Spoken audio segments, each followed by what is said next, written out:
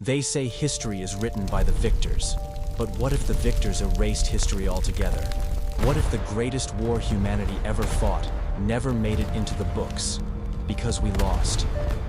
The story began with Arthur Hale. He was 86 years old, living in a worn-out nursing home on the outskirts of Phoenix, Arizona. To most, he was just another frail man waiting out his last days in silence. He shuffled between mealtimes, the occasional doctor's visit, and the endless hum of fluorescent lights. Staff barely noticed him. His family had long since stopped visiting. Arthur was fading. Or so they thought. One night, during a sudden blackout, Arthur began to speak. The emergency generators hadn't kicked in yet. The halls were wrapped in thick darkness, the kind that made every sound sharper, every breath louder. A young nurse sat with him, holding a small flashlight. Arthur's voice, gravelly and uneven, broke the silence. "The sky was on fire," he said. The nurse glanced at him, startled. "Not bombs," Arthur continued. "Not planes. They weren't ours. They weren't human." She thought he was drifting into dementia. He rarely spoke this clearly. "What do you mean?" she asked softly. Arthur's eyes glimmered in the dim light. "The war," he whispered. "The war we lost." The nurse humored him at first, nodding as though he were recalling some long-forgotten conflict. Maybe Korea. Maybe Vietnam. She assumed he was confusing decades of news headlines with fading memories. But Arthur had never served in the military, and his words carried a weight that made her uneasy. "We fought them," he rasped. "Fought with everything we had. Guns, tanks, jets, fire. We fought like demons, but it wasn't enough. They were stronger, endless. They broke us." The nurse swallowed. "Who, Arthur?"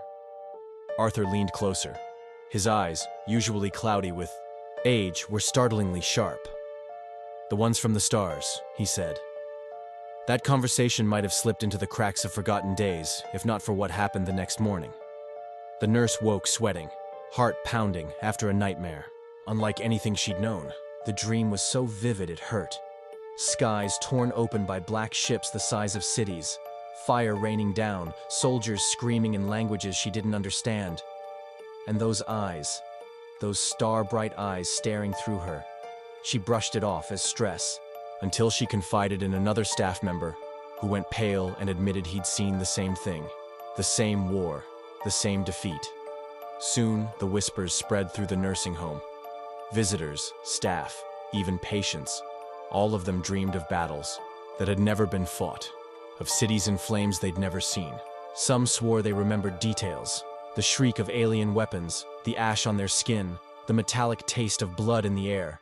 And every time someone new heard Arthur speak, they began to dream as well. It spread like a contagion. Local reporters caught wind. They sent a camera crew. At first, they treated Arthur like a curiosity, an eccentric old man with a bizarre story. But when they aired the interview, something strange happened. Viewers across the city claimed they too began to dream. Thousands wrote in, describing fire-filled skies and impossible creatures. The clip went viral. Soon, Arthur Hale was a household name. In his interviews, he told the same story over and over. His voice trembled, his body shook, but his words never changed. Their ships blotted out the sun, their weapons ripped steel like paper. We fought them in the streets, in the skies, in the oceans. We fought like cornered animals, and we lost. They didn't just beat us, they erased it, they buried it, they made us forget. Skeptics rolled their eyes. Psychologists called it mass suggestion. Social media dubbed it the Hale effect. But then, the dreams spread further. In Berlin, a man woke up screaming, remembering a firefight in a city he'd never visited, against enemies no artist could paint. In Sydney, a woman recalled flying a jet into the belly of a massive alien vessel, knowing she would never return. In Mexico, a child no older than 8 drew insect-like creatures tearing down monuments she had never seen.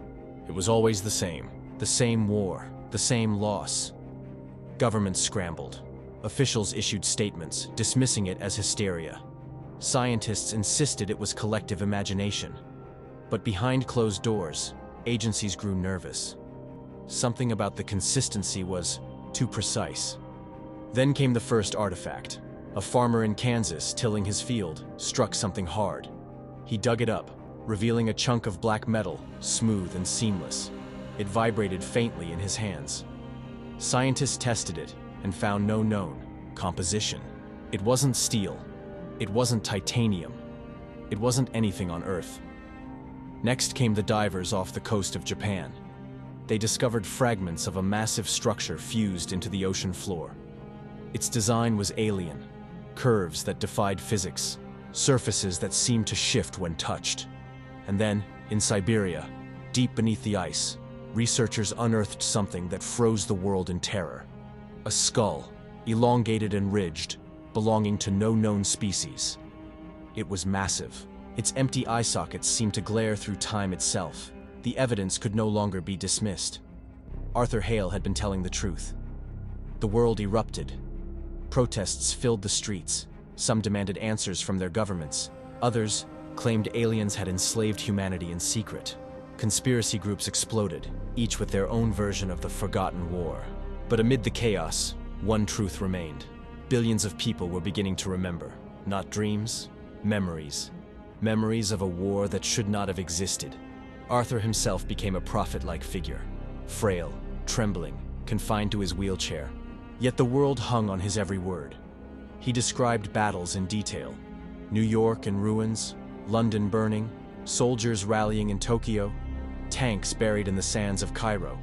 He spoke of alien weapons, beams of light that melted flesh, sonic blasts that shattered glass for miles, machines that crawled on insect legs and harvested bodies like crops. They weren't here to conquer, Arthur said in one interview, his eyes wet with tears. They were here to consume. The interviewer leaned forward. Consume what? Arthur's voice dropped to a whisper. Us. That night, half the world dreamed of the harvest. They saw themselves lined up beneath alien machines, paralyzed, unable to move, as massive appendages reached down and plucked them into the dark. The dreams left people shaking, sobbing, unable to sleep again. Governments declared states of emergency. Economies trembled. Trust in reality itself was cracking, but the worst was yet to come. The world was unraveling. For weeks after Arthur Hale's first interview, chaos swept across nations. Governments tried to calm the public, issuing statements that dismissed the memories as a psychological contagion, proof of how the human mind could create shared illusions when influenced by powerful stories. But every dismissal only made the truth harder to bury. Because people weren't just dreaming anymore. They were remembering. Vivid, painful, impossible memories. A soldier in Moscow began screaming during a live broadcast, claiming he remembered. Dying, burned alive in an armored vehicle beneath a sky filled with alien ships. In Cairo, a woman fainted in the middle of her workplace after recalling the exact stench of alien blood splattering across her skin.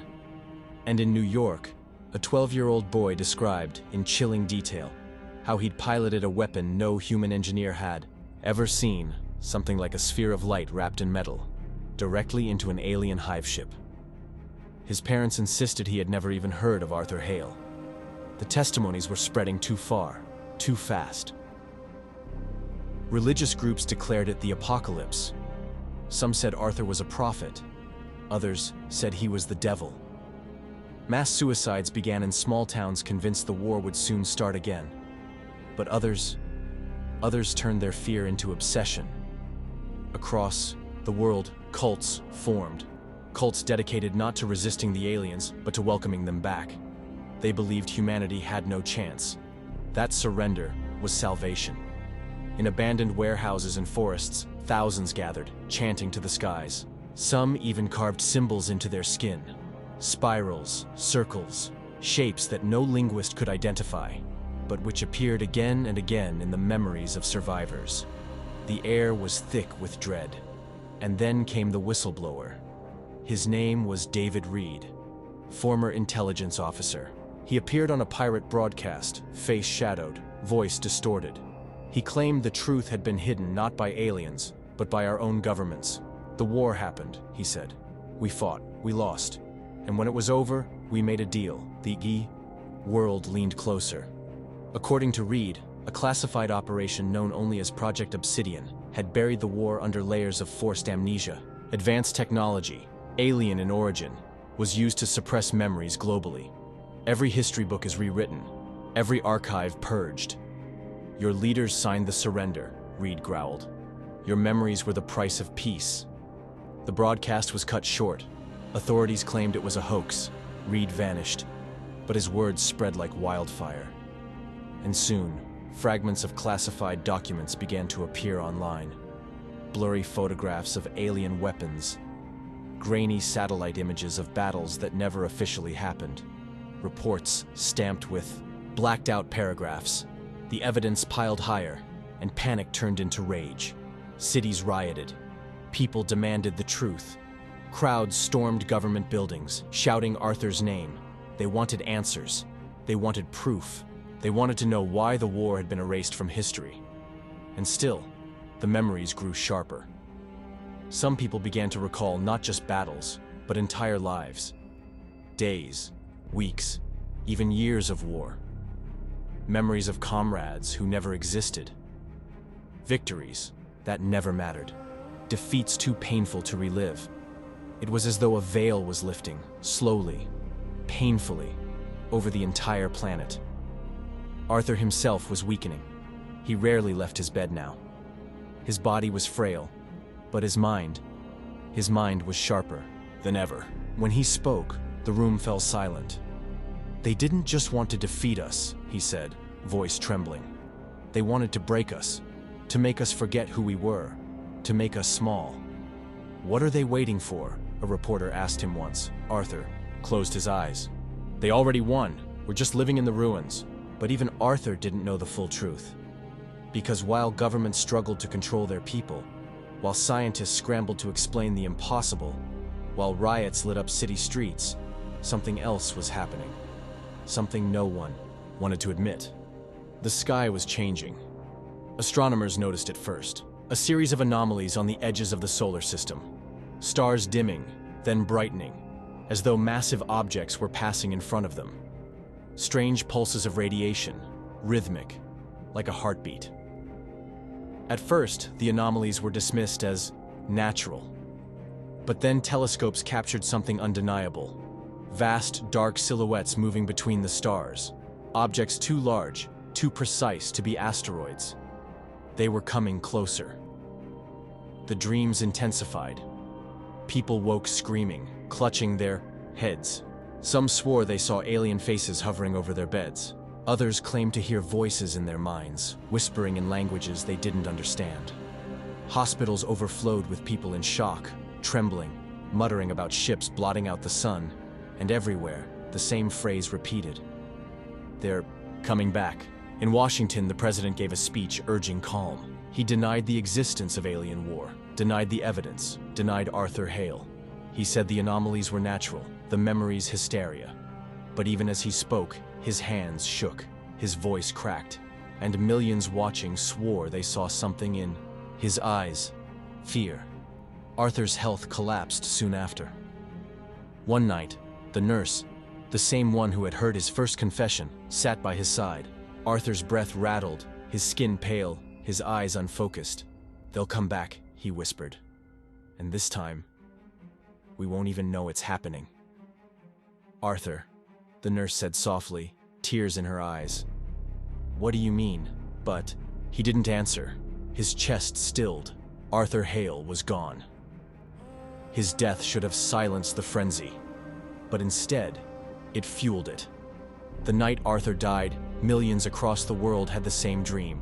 The same fire-lit skies, the same falling cities, and the same sound. The hum of ships descending. The alien war. Nobody remembers had become something far worse. It was becoming the war nobody could escape. The world teetered on the edge of collapse. Markets had crashed. Governments declared states of emergency, military. Units were deployed to control rioters who screamed at the sky. Entire cities became battlegrounds of fear. But the scientists, the ones who had once dismissed it all, were now the most terrified of all, because the data didn't lie. Dr. Elena. Morales sat in the control room of the Kepler Observatory, staring at the live feed on her monitor. It was late, past midnight, but no one dared to sleep anymore. The image was grainy, distorted by cosmic radiation, but clear enough to see what she feared most. Massive objects moving closer, blotting out the stars. She turned to her assistant, her voice barely a whisper. "They're not asteroids, they're ships." Her assistant swallowed hard. "How many?" Elena zoomed in, adjusted the filters. Her throat tightened. Hundreds, maybe thousands, and they were coming fast. At first, governments tried to censor the information. They shut down observatories, silenced astronomers, and confiscated data. But it was too late. Satellite operators leaked footage. Amateur astronomers posted shaky but undeniable videos. The truth spread faster than fear itself. The sky was filling with shadows. And then the memories sharpened again, no longer fragments. Now they came as whole recollections. Soldiers recalled entire battles. Civilians remembered hiding in underground shelters. Pilots remembered kamikaze runs into alien motherships. The strange part wasn't the clarity, it was the consistency. A pilot in Brazil described the same battle as a farmer in India. A nurse in London remembered tending to the same wounded man as a mechanic in South Africa. Different people, same war, same details. It was no longer just hysteria. It was history breaking free. Arthur Hale's death hadn't ended the story. It had unleashed it. And now, across the world, whispers spread of something more horrifying than battles or death. The whispers of a choice. Hidden among the memories was a pattern. References to a council, a negotiation, a moment at the end of the war when human leaders had stood before. Something vast and alien and begged for survival. Again and again, the same phrase surfaced. The Covenant of Oblivion. People remembered hearing it in different languages, different voices, yet always the same meaning. A pact, a surrender, and the price was memory. The aliens hadn't just erased history to weaken humanity. They had forced humanity itself to agree to forget. The shame of defeat, the terror of extinction, the cost of survival, all of it sealed away. Until now. In Washington, the White House bunker buzzed with panic. Generals shouted at one another. Intelligence officers threw classified files onto the table. And at the head of the table, the president sat pale and silent, his eyes hollow. "We can't fight them," a general snapped. "We couldn't fight them before. We barely survived, and that was with their mercy." Another slammed his fist on the table. "The people won't accept that. They want the truth. They want us to fight." The president finally spoke, his voice low, breaking. "They don't understand. We already surrendered." The room fell silent. Project Obsidian wasn't just about erasing memories, he continued. It was about enforcing the covenant. If the veil broke, if humanity remembered, the truce would end. Eyes widened. "They're not just coming," he whispered. "They're coming because we remembered." Meanwhile, the cults grew bolder. No longer hidden, they marched through cities, chanting in strange tones that seemed to vibrate in the bones. They painted alien symbols on walls, on their skin, on the streets themselves. Some carried banners that read, "Welcome back." In Mexico City, thousands gathered in the Zocalo Square, standing motionless under the night sky, faces turned upward, arms spread wide as though waiting for something to descend. And when the stars flickered above them, they cheered. The world split in two, half prepared for war, half prepared for worship.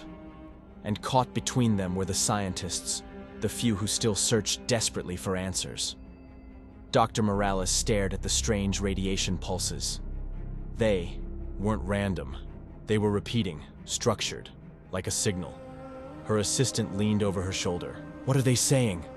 Elena's eyes filled with dread. "They're not saying anything." "Then what are they?" She swallowed. "They're counting." At the same time, halfway across the world, a historian named Marcus Shaw discovered something strange in ancient texts.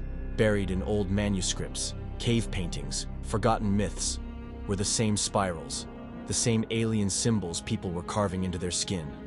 Patterns stretching back thousands of years. This wasn't the first. War humanity had fought them before, again and again, and each time, forgotten. Memories weren't returning. They were leaking. The walls of the Covenant were cracking. That night, the countdown pulses grew louder in the data, the intervals shrinking. Faster. Faster. Until one astronomer whispered the truth no one wanted to hear. They're not just coming closer, they're arriving. And then, the first ship broke the atmosphere. It wasn't a fire. It wasn't thunder. It wasn't a spectacle. It was silent. A vast black silhouette slid across the sky, blotting out the moon. No lights, no weapons, just a shadow too large to comprehend, drifting silently above the clouds. People poured into the streets, gazing upward. Some screamed, some fell to their knees in prayer, some simply stood, trembling, as the impossible became real. The alien war nobody remembers was no longer a memory. It was beginning again. The ship hung above the world like a shadow made flesh. No fire, no lightning, no alien soldiers spilling from the sky. Just silence so heavy it pressed down on the chest of every human alive. For hours it lingered, drifting slowly across continents, blotting out the stars wherever it passed. And everywhere, people remembered. Cities erupted in chaos. Some fled underground, packing tunnels and subways with terrified masses. Others lit candles in the streets, chanting to the black silhouette overhead. In London, a man leapt onto a car roof and screamed into the night sky, "Take me! I remember you!" And in an instant, he was gone. No flash, no sound, just gone. The governments were powerless, armies mobilized, jets scrambled, missiles locked on targets. But when they fired, the weapons simply vanished. Rockets disappeared mid-flight. Bullets melted to dust. Tanks froze in place, their engines dead. It was as if the laws of physics bent in obedience to the invaders. At Kepler Observatory, Dr. Elena Morales watched the monitors with horror. The radiation pulses had stopped. The countdown was complete. "They're here," she whispered. Her assistant's voice trembled. "What do they want?" Elena turned, her face pale. "They want us to remember." Across the globe, the memories surged all at once. Not fragments, not dreams, but the war in full. Every scream, every battle, every death, every surrender. Billions of people fell to their knees, clutching their heads, as their minds were flooded with the unbearable truth. They had fought, they had lost, and humanity had begged for mercy. The Covenant of Oblivion had not been a gift. It had been a mercy killing of memory itself. To survive, humanity had agreed to be broken. In the White House bunker, the president stared blankly at the ceiling as the memories consumed him. His generals sobbed openly. One of them muttered, "We should have died." Another whispered, "We did." And then the voices came, not through speakers, not through radios, not through air, through minds. A chorus of voices layered and vast, speaking in unison, pressing into every skull on Earth. "We kept you. We spared you. You forgot, because you chose to." The words vibrated in bones, in blood, in thought, but you remembered, and so it ends. In Mexico City, the cultists screamed with joy. They held their arms upward, welcoming the unseen presence. In New York, riots exploded into open war, humans fighting humans in the shadow of the ship. In Tokyo, families huddled together, whispering prayers as skyscrapers trembled under the weight of the silence. And then, the ship spoke again. Choose. On screens worldwide, a vision unfolded. Two paths. On one, surrender. To erase again. To forget. To live in peace without memory. A species that survived but never truly lived. On the other, resistance. No memory erased. No covenant. A war that would end not in mercy, but extinction. The voices pressed harder. Choose. At Kepler Observatory, Elena clutched her head, screaming. She saw both futures in her mind, a world of ignorance, safe but hollow, or a world of fire, proud but dead. She collapsed to her knees, tears blurring her vision. "There's no choice," she whispered. "Either way, we're lost." In the White House bunker, the president raised his head. His eyes were red, his face streaked with tears. "Erase us," he rasped. The generals turned, horrified. "Erase us again," he repeated louder. "We can't fight them. We never could. Let our children live, even if they never know why." But before the words could solidify, a new voice cut through the storm. It wasn't alien. It wasn't human. It was something else. It came from deep within the minds of everyone at once. Ancient, buried, desperate. Remember, a surge of images erupted. Hidden memories of not one war, but dozens. Not one surrender, but countless. Every few centuries, the same cycle. Humanity rises, fights, loses, forgets. Again and again, Earth wasn't spared. Earth was farmed. The realization hit like fire in the skull. Humanity wasn't a civilization. It was cattle, fed hope, then harvested. Over and over for thousands of years. People screamed in the streets. Some tore at their own skin. Others fell silent, broken by the truth. And above it all, the ship began to move again. Not leaving, descending. The sky split open as hundreds of smaller ships poured down, blotting out the stars. Cities shook, oceans churned, but no weapons fired. No soldiers appeared. The ships hovered, waiting, patient, and the voice returned. Choose. In her last act of clarity, Dr. Elena Morales raised her eyes to the sky. Her lips trembled. "If this is a farm," she whispered, "then maybe it's time the cattle learned to bite." And with shaking hands, she sent the last signal humanity would ever transmit. A broadcast not of surrender, but of defiance. Every screen in every city lit up with her words. "We remember." The alien ships pulsed with blinding light, and then the world went dark.